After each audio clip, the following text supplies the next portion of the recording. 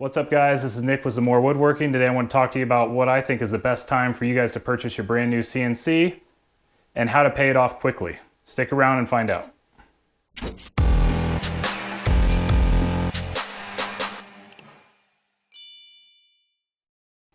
Okay, so you're in the market for a new CNC. The time that I think is absolutely perfect to purchase your brand new CNC is late spring, early summer. Just getting this out of the way because the guy in the last video said, oh, you talk too much. So there you go, you got your answer. You can do whatever you want now.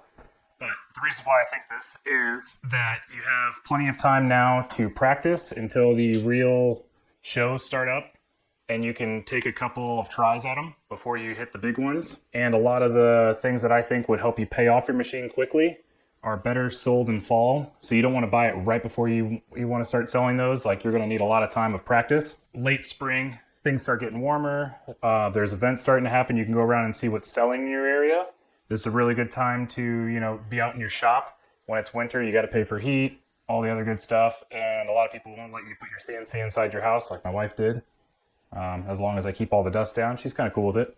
The shows where you're going to be wanting to start to sell stuff in the fall, a lot of the registration for them is going to be closing here soon, so you need to start getting your name out there, and you need to request to be in them. If you wait until the weekend before, a month before, 2 months before, a lot of times they won't let you in, so you need to do that as soon as possible. Late spring, early summer is a great time for that. I found that out last year when I got my machine. I'm a little over a year in ownership, and I started trying to get into different craft fairs once I figured everything out. And a lot of them said, yeah, we didn't have openings, or they'd say, hey, we'll put you on a waiting list, and if anyone backs out, which quite a few times they did. So what I suggest you do is, if you get it this time of year, that you spend a couple months getting familiar with your machine, make some small projects for friends, mess up a bunch. I like to fail fast and then recover. So I jump into something head first and just get as in depth with it as humanly possible. Then I fail big time and I learn from it. It's much better than me slowly diving in. That's the way I personally like to do it. So if you get into these, you start making stuff for family and friends. A lot of my first projects I did for free or extremely low price. Was mainly just experience, and they basically pay for the material. And my time was free and all that, but I learned a lot. So once you start making those, then you start putting out videos or letting friends know about it. And you go to these different craft fairs, you see what's selling, and you start trying your hand at some of those.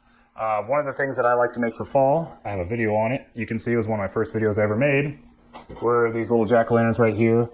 They're quick money makers. There isn't a lot of material put into them. You really only have to machine this face here. You can do just about anything you want. They sell pretty well.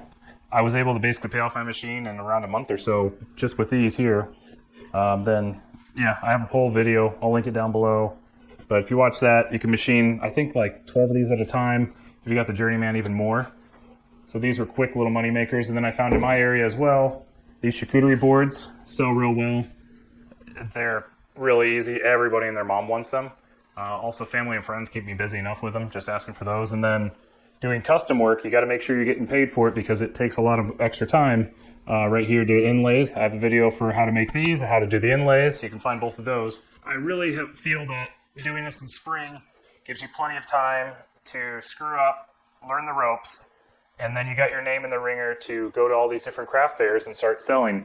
I don't recommend trying to immediately try to pay off your machine and run out there and go do all these things unless you're really good with your machine. Me being great with computers, it still took me, I'd say, at least a month and a half to become proficient. I could do cuts in that, but I was taking too long. I was burning up bits. There was just a big learning curve. I think the average person can definitely do it. It just takes time and determination to get to where you want to be. So by the time fall rolls around, you can have a bunch of these guys ready to go, bring them to craft fairs, sell them all, pay off your machine really quick, and then it starts becoming word of mouth, and then you start not even going to craft fairs, and unless you really want to make quite a bit of extra cash. Your machine is obviously a tool. It's an extension. If you treat it right, it's going to be here for a long time. So I didn't jump into this thinking I need to run out there right now, make tons of money, pay this thing off, and then I'm okay. Then I don't want to touch it again. Because it seems like a lot of the people I see online, it's like I want to pay them off as soon as possible, and then it's like, okay, then what? I use it as a tool. It's going to provide for me for many, many, many years. I wasn't too worried about paying it off right here, right now. I knew that it was going to cost a bit. I mean, you have to factor in software, the machine, the support, the bits, different things like that. But in the long run, it easily pays itself off if you just start doing jobs and actually charging the right thing. The other thing I would suggest if you start getting into this is going to your local hardwood supplier. Don't buy from Lowe's or Home Depot. They charge way too much for hardwoods. If you're going to do projects in pine, that's fine. Some people pay for that, some people won't. Really, the pine that they sell at Home Depot and Lowe's, you can get some hardwoods. A lot of times they'll run specials at your hardwood dealer near you for pretty much that price, maybe a little more. I know it's a little bit more work on your books for the hardwood, but man, does it look so much better. And pine's just so soft and crappy, really. It has its uses. The only thing I used up until probably 2 years ago was pine. That was about it for everything. And now that I started using the hardwoods, it's like, I don't think I can go back. They just look so much better. People actually appreciate it. They'll pay for it. And, you know, if you press into it, it's not just going to dent. So when you go to start selling these things, like I said, you want to try first in different little markets. You don't want to go to your first big market and look like a buffoon there. Go to some smaller market. You're going to make mistakes. Every single person does. Everyone else looks like they know what they're doing. They don't. Go there, try to start selling. Watch everyone else, see what they're doing, especially if there's someone else doing woodworking or something like that. The place that I thought was a great starting point, because there isn't much pressure and they happen every single weekend, is a swap meet or a flea market, whatever you want to call them. My wife says swap meet's not the right word, so there you go, flea market. Go with that. I went there, I was selling these pumpkins, and actually the funny thing was I paid, what was it, like 50, 60 bucks to be in these different crafts fairs and get your spot and all this other stuff, and you got to follow all these rules. I went to the swap meet, I sold more there than I ever sold at any of the craft fairs. A friend of mine told me that people go to a flea market with 20 bucks in their hands and they're going to spend it. So what better way? Make your prices more even unless you want to have change. Like I wouldn't make it 25, I wouldn't make it 15. It's kind of weird. Maybe haggle with people. They'll definitely haggle with you. At the end of the day, have a lot of fun. You can definitely pay off your machine though. This time of year, you know, flea markets are going pretty heavy and you can definitely sell there. See if you need to set up Square, if you need some sort of a payment processor. A lot of people have cards, especially if you go more into the cities. I've been more in the suburbs. There's cash and card. A lot of people do bring cash out there. But when I went into the cities, it was everybody had a card, and I was sitting there going, I accept Venmo. Here's the name. Make sure the name of your Venmo isn't just your personal one with some weird name on it. Make sure it's your company name, or else they kind of look at you strange. Square, you can get a Square reader. There's a bunch of different things to actually physically accept a card, because I had in the city a lot of people who were older that didn't understand technology and didn't want to do the whole Venmo thing or even scan the barcode for Venmo.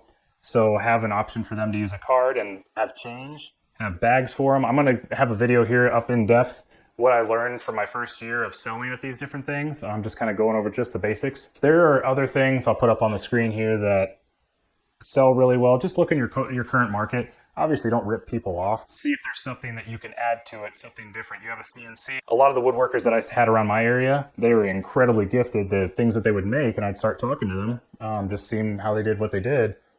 And a lot of it was all handmade. They just were retired, had plenty of time.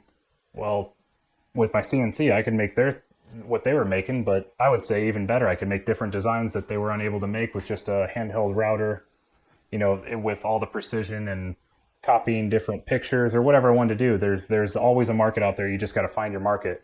But for quick sales, charcuterie boards, like I said, the lanterns, there's other little things, other little cheese board things, or, you know, there's the nested mom thing. I've been seeing those getting real big. But once you decide on decide that you want to get a CNC, I would definitely do your research, figure out what you really want in a CNC, the platform as far as the full size that you want, to cut out what size your projects are going to be. You can do tiling. I'm going to do a video on that where you do so much and you move it, do so much and move it.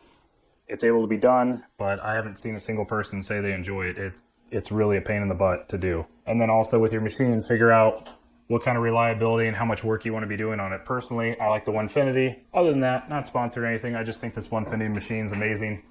It's all ball screws instead of belts. If you look at a lot of the other ones, they're slowly creeping up to this, certain parts or whatever. It's all steel pipes instead of aluminum, so it's not going to bend. Whenever I'm making these projects, a lot of times I'll get somebody on like I just actually had one of my neighbors say, I got a wedding coming this weekend, can you make me a charcuterie board? Or, okay, cool.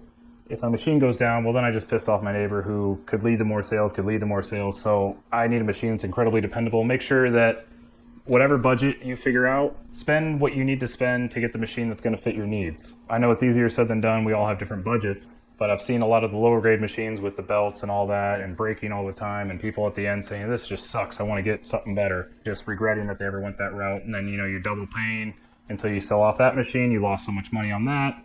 But if that's what you can afford and that'll work for you, absolutely. do it. As long as you're cutting wood and having fun. So just tie everything up. I think that late spring, early summer, best time of year to get your machine. Gives you plenty of time to practice, plenty of time to go out and try to sell your stuff. And then it gets you ready for the big dance when the big shows start coming up in fall with items such as the jack-o'-lantern, which is super easy to produce, sell with a high profit margin. You can pay off your machine. Do I think you're going to pay it off within a month, maybe two? It's happened. I've seen it.